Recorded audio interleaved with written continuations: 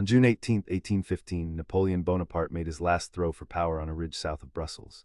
He had escaped exile, returned to France, rebuilt an army, and forced Europe's great powers to fight him again before their coalition could fully gather. By nightfall, the army that had carried his comeback was broken. Waterloo became more than a battlefield name. It became shorthand for the end of Napoleon's rule and for the moment Europe closed the door on the French Empire. The battle did not begin as an isolated duel between two famous commanders. It grew out of the 100 Days. Napoleon had been exiled to Elba after the collapse of his empire in 1814. In March 1815, he landed in France, marched north, and regained power as troops sent to stop him joined him instead. The restored Bourbon monarchy fled, and the powers meeting at Vienna declared Napoleon an outlaw against European peace. That declaration mattered because it turned speed into Napoleon's main weapon. Britain, Prussia, Austria, Russia, and their allies could eventually bring overwhelming strength. Napoleon needed to strike before that strength fully assembled. In Belgium, two coalition armies were nearest, the Anglo-Allied army under the Duke of Wellington and the Prussian army under Gebhard Leberecht von Blücher. If Napoleon could split them, defeat each separately, and threaten Brussels, he might regain political room to negotiate or at least prolong his rule. The campaign opened with movement and confusion. On June 16, Napoleon defeated Blücher at Ligny, while Marshal Ney fought Wellington's forces at Quatre-Bras, but neither coalition army was destroyed. Wellington withdrew toward the prepared position near Mont Saint-Jean, close to the village of Waterloo, while the Prussians retreated in a direction that still allowed them to support him. That decision would become one of the battle's central facts. Rain fell heavily before the battle. Mud slowed guns, cavalry, and infantry. Napoleon delayed the attack on June 18, partly to let the ground dry enough for artillery and movement. The delay gave the Prussians more time to march toward the field. It also placed enormous weight on the French attacks once they began. Napoleon needed to break Wellington before Blücher could arrive in force. Wellington's position was defensive but dangerous to assault. His troops stood along a reverse slope, partly shielded from French artillery by the crest. In front of the line were strongpoints that became names in the story of Waterloo: Hougoumont on the Allied right, La Haye-Sainte near the center, and farms, roads, hedges, and folds of ground that shaped what soldiers could see and do. The battlefield was not an empty chessboard. It was wet earth, smoke, walls, orchards, sunken roads, squares of infantry, and guns trying to find targets through noise and haze. The fighting at Hougoumont began as a French attack meant to draw Wellington's reserves. Instead, it became a battle within the battle. Allied defenders held the château, farm buildings, gates, and orchard under repeated pressure. French troops committed more men than intended. Hougoumont mattered not because it alone decided the day, but because it absorbed French strength and helped hold Wellington's right while the larger contest unfolded. Then came the great attack against the Allied center-left. French infantry advanced behind artillery fire toward the ridge, but Wellington's line, Dutch, Belgian, British, German, and other Allied contingents did not simply dissolve. Cavalry counterattacks struck the French columns and the field became chaotic. Allied heavy cavalry achieved dramatic moments, but they also overextended and suffered badly. Waterloo repeatedly punished success that moved too far beyond control.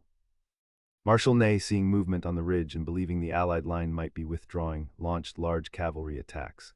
French horsemen surged up the slope again and again. Wellington's infantry formed squares, bristling with bayonets. Cavalry without enough infantry and artillery support could harass, frighten, and kill, but it struggled to break disciplined squares. The image of cavalry circling Allied infantry became one of Waterloo's defining scenes: courage and momentum colliding with formation and fire discipline.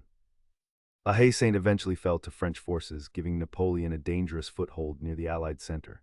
For a time, Wellington's army was under immense pressure. Ammunition ran low in places. Units had been battered. The ridge had held, but holding was not the same as safety. If Napoleon could punch through before the Prussians arrived decisively, the campaign might still turn. But the Prussians were arriving. Blücher's army, though beaten at Ligny, had not disappeared. Prussian troops fought their way toward Napoleon's right flank, especially around Plancenoit. Their arrival forced Napoleon to send troops away from the main assault against Wellington. The battle became a race between French attempts to break the Allied line and Prussian pressure that threatened to turn the French flank into a collapse. Late in the day, Napoleon committed the Imperial Guard. These troops carried the aura of the Empire's old victories. Their attack was meant to be decisive. Instead, it met Allied fire and counterattack. When parts of the Guard recoiled, the psychological effect was enormous. Soldiers who had believed the Guard was almost unbreakable saw it fall back. The French army's cohesion began to fail. The famous phrase that the Guard dies but does not surrender belongs more to legend and memory than to clean battlefield transcription. What is certain is that the Guard's failure shattered the final chance for a French breakthrough. As Wellington ordered a general advance and Prussian forces pressed in, retreat became rout. Napoleon's last field army was destroyed as an effective force. Casualty numbers vary among sources and counting methods, but the losses were severe on all sides. The human cost included French, British, Dutch, Belgian, German, Prussian, and other soldiers drawn into a coalition war larger than any single national legend. Waterloo was not only Wellington against Napoleon. It was a coalition battle, and the Prussian arrival was not a footnote. Without Blücher's army, Wellington's day would have been far more dangerous. After Waterloo, Napoleon returned to Paris, abdicated for a second time, and ultimately surrendered to the British. This time he was not sent to a nearby Mediterranean island. He was exiled to St. Helena in the South Atlantic, far from the political and military networks that had made the 100 Days possible. He died there in 1821. The consequences reached beyond Napoleon's life. The Congress of Vienna settlement, already being negotiated, gained force from the defeat. European states built a post-war order meant to contain revolution, prevent another Napoleonic-scale domination, and manage great power rivalry through congresses, alliances, and diplomacy. That order did not bring permanent peace or justice, but it shaped European politics for decades. Waterloo endures because it compresses strategy, timing, terrain, myth, and contingency into one day. The cause of Napoleon's defeat cannot be reduced to one source of failure, one piece of evidence, or one heroic decision. It came from coalition pressure, weather, battlefield geography, and command choices interacting under extreme time pressure. Napoleon needed speed, separation, and a decisive victory. Wellington needed to hold long enough. Blücher needed to march and arrive. The muddy ground, the farms, the ridge, the strongpoints, the cavalry charges, and the Guards' final attack all mattered because each bought or lost time. The next checkpoint after Waterloo was not another battlefield in Belgium. It was the political settlement that followed: Napoleon's second abdication, occupation of France, renewed Bourbon restoration, and the attempt by Europe's monarchies to design a stable balance after 20 years of war. Waterloo did not by itself create that order, but it made Napoleon's return impossible. The campaign also changed how later generations remembered military leadership. Napoleon's admirers could point to bad roads, late subordinates, muddy ground, and the Prussian arrival. His critics could point to delay, overconfidence, divided command, and attacks that did not combine infantry, cavalry, and artillery at the decisive moments. Wellington's reputation became tied to endurance under pressure, but his victory was never simply a solitary British achievement. His line included Dutch-Belgian, Hanoverian, Brunswick, Nassau, King's German Legion, and British units, and the outcome depended on the Prussian army keeping contact after Ligny. The geography still teaches the battle. Hougoumont fixed attention on the Allied right. La Haye-Saint opened danger near the center. Plancenoit showed the French flank being pulled apart. The ridge concealed parts of Wellington's line and reduced the effect of French cannon fire. The muddy field slowed movement just enough to turn time into a weapon for the coalition. Waterloo was not fate. It was an accumulation of minutes, decisions, and ground.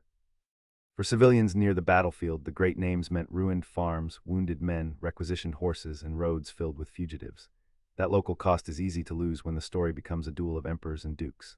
The battlefield was lived at human scale. A gate held shut at Hougoumont, ammunition carried to a square, a staff officer searching for a road, a wounded soldier listening for cavalry through smoke. Today, the battle's lesson is not that one commander alone controls history. Napoleon made bold decisions, Wellington held a difficult defensive position, and Blücher kept faith with the coalition promised to support him.